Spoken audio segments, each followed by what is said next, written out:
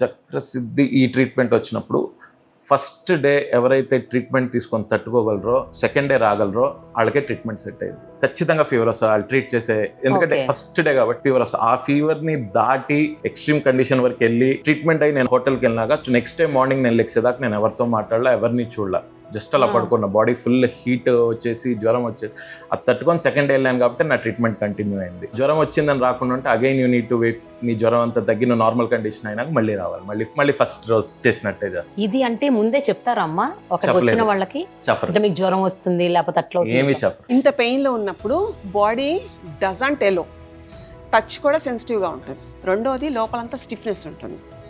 Chronic లెవెల్కి వచ్చిన తర్వాత హీ కేమ్, కానీ అక్కడ చెయ్యాలి అంటే టచ్ ఉండాలి. It needs proper rest.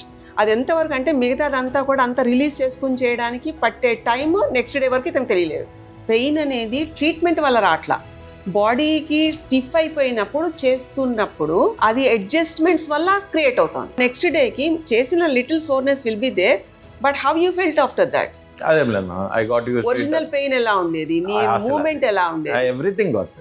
అసలు దానికి ఫస్ట్ డే నాకు తెలిసిపోయింది మేడం. సెకండ్ డే నేను వచ్చేప్పుడే సంథింగ్ స్టార్టెడ్ అనే విషయం నాకు అర్థమైంది. సెకండ్ డే మీరు వచ్చినప్పుడు ఎట్లా వచ్చారు? సేమ్ స్ట్రెచ్చర్ లోనే వచ్చారా? కొంచెం పెయిన్ భరించి కూర్చొనే వచ్చాను. ఫస్ట్ డే స్ట్రెచ్చర్ మీద వచ్చి రెండో రోజు కార్లో కూర్చొని వచ్చాను, కొంచెం కుంటుతా లోపలికి వచ్చారు. But you are not on stretcher. No madam, not on stretcher. మీరు ఆశ్చర్యపోతారు, 5th డే కల్లా స్టెప్స్ ఎక్కేసాడు. స్టెప్స్ ఎక్కాను.